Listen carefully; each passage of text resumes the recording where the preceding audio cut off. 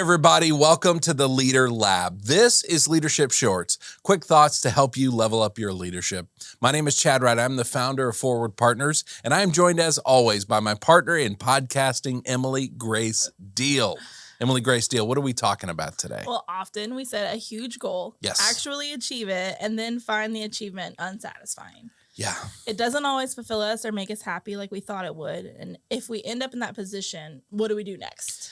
This is actually a really common position because we're always looking ahead to what's next. And I think actually the first coaching client Forward Partners ever had was because they achieved this massive achievement they had striven for like a decade, got it, and went, oh my gosh, I'm kind of miserable because I don't know what to do now. And so we always need that kind of drive and direction. And so this happens to us a lot because there's this belief that whatever we get, whatever goal we have, if I can just achieve this, that it is ultimately satisfying, that it is going to be that thing that finally I'm getting paid enough. I have the title, I have the family or whatever it is, that if I just had that, I'd be happy. And we find it unsatisfying. And so ultimately, we I think have to understand at our core that happiness is not found in a destination. It is not a thing that we are eventually going to get to. Yeah, that makes sense. Because we're always going to be miserable in that case. Because it's never even the life, liberty, and the pursuit of happiness is how we're set up as a country. And yet, if we're always pursuing happiness, we never get there. And I think we've discovered that in life. And so that's a thing we all wrestle with. And part of this, I think, is understanding it's less about an end destination than it is creating a journey that we love. Yeah. You know, if we think about our careers and jobs and where we want to go, there's always this, well, if I just had that role or that title or that promotion. But do you love showing up today? Like, do you love what you get to do on a daily basis? Right, like the purpose along the way, not just like the achieving it. Because like basically you're setting yourself up to never want to actually complete that goal. Because when you do, then you don't have another thing. So if you think of that as more of just a stopping point, not a stopping point, like a midpoint to keep going. It's like a marker on the thing, but it is not the ultimate, right? And I think when we can focus on what do I need to actually create a journey that I enjoy, because I see so many people, they do this in their careers where it's about, if I can just get to the end, then I can retire and be happy. Man, my heart broke this morning. I was listening to a podcast and there was a city manager they were interviewing and they were talking about rest and vacation and how they handle that. And it's like, well, I'll be 65 someday and then we'll worry about it. And my heart just broke because I know how much value there is in rest and vacation and disconnection and how much it's costing that city that their city manager can't do that. Yeah, I kind of hate that we've made that a joke now too, that it's just kind of funny. Yes, it's tough. And the reality is what that person is going to find, they're going to get to retirement and be no more happy than they are right now. Right. They're going to have no more ability to rest than they have right now. Right. Because they built so much up around like, I've just got to get here to the destination. And I see that all the time, and people retire and, you know, then they're miserable. What next? You know, there's no purpose there. Right. You still have to have a purpose. Like you still have to have something to do. We're not made to do nothing. We're really not. And we really have to, and that purpose, it needs to be far deeper than just getting to the top of the mountain. Right. Because again, if that's your purpose, that's finite. That ends at some point.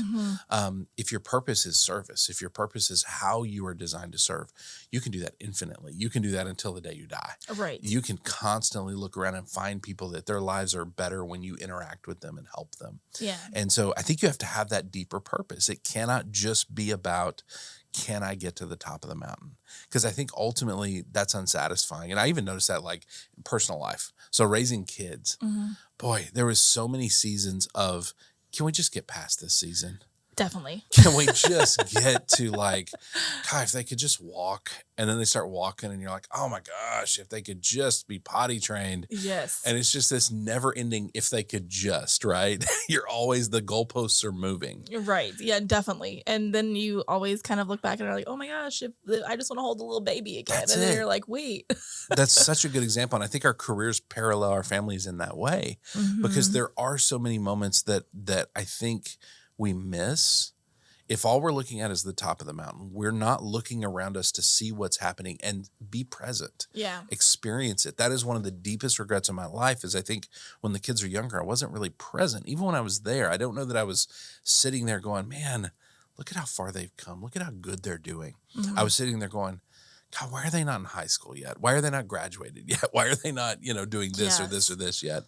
And I was so focused on getting them to the future that I didn't really enjoy the journey. Well, and I think we also get stuck in that little bit of like, people tell us that all the time, like, oh, you're going to miss these years when they're gone. And I roll my eyes at that so much because I hear it, but I am still like deep in the middle. Yes. But I think it's helpful to me when I can see like those little like goals and I'm like, okay, it's done now what? And then kind of can apply that to a bigger picture, then that helps me because then I'm like, oh, it does make sense that I will miss this and I get that because I have to just enjoy that journey along the way. So it makes sense. I think it's really like even Christmas this year. I really tried to be far more present. Mm-hmm. Normally, I don't really enjoy Christmas. It's a whole thing. We don't have time for that. That would be a whole therapy session. And I've started over the last few years to genuinely work on that, to intentionally create a Christmas that I would enjoy and create a version of me that can enjoy Christmas. Right. And I've been really working on that. And the last few Christmases I've enjoyed more and more. And this Christmas was like, oh my gosh, I really enjoyed this. And a lot of it was because of presents. Mm-hmm. It was not presents like not opening. The unwrapping ones. God, I still hate opening presents in front of people. But presents like genuinely being there and being engaged and not being in the future, not thinking about what's ahead, not thinking about challenges coming up in the new year, but just being there. And it changed everything. And so I think a lot of this, when we think about designing that journey we love, it's about learning to be present in that journey and really making sure we've got that deep purpose. We're willing to be present and really willing to slow down. Right. That's a lot of it. When we don't slow down and celebrate and really dig in with things, it just blows by. Yes, that's all of the holidays for me. That's a good example. It's life. Because the reality is we're recording this in January of 2025. We're going to look up in May of 2025 and it's going to feel like that. And we're going to be like, oh my gosh, can you believe 2025 is half over? Yes. That happens all the time, right? Yeah. And the whole year is going to blow by. And I think a lot of that happens when we're not slowing down, when we don't take the time to really reflect. And I think that's a big piece of it. So leaders, next steps on this is to really think about this idea, because I think this is a trap we get stuck in a lot. I encounter so many leaders that are just, if I had this, if I had that, that would be satisfying for me. And ultimately, it's just not. Ultimately, every level you climb to, you actually get a bigger view and you find out things are a lot harder than you thought they were. And so ultimately, that's a recipe for disaster. And so really stop and think through, what is a purpose that drives you, that can help create that journey that you actually love every day, that you cannot believe you get to do this. And if you're in that mode where I text my team all the time, I can't believe we get to do this. And I love that we're in that mode, but we have not accidentally gotten there. We've created it. And it's based on purpose and a lot of intentionality. And I think as I'm growing as a leader, learning to be present, I think if you can learn that skill and that way of being in both your professional life and your family life, it absolutely makes a difference, because then you're not just focused on that end point. You're focused on today. You're focused on this minute and this second, and whose life am I impacting? And I think designing that journey has to be intentional. You're not accidentally going to create that. All right, if people want to send us questions, they want to send us quotes, deep ideas that we can kind of dig into in 10 minutes. Where do they send that to? To lab@forwardpartners.net. Lab@forwardpartners.net. If they want to find all the leadership content we're putting out online, where do they find that? @ForwardPartner. @ForwardPartner on LinkedIn, Instagram, Facebook. Thank you so much for doing this, Emily.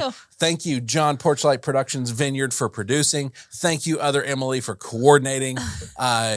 She does a lot more than coordinating. We need to figure out what that, like, he produces and she does a lot of things. We need to figure out what that word that encompasses that is. And thank you guys for watching. Thank you for listening. Please share this with fellow leaders, especially leaders that are really driven for the top of the mountain, that need to stop and look around and see how great things really are on the journey. We will see you next time right here in the Leader Lab for Leadership Shorts.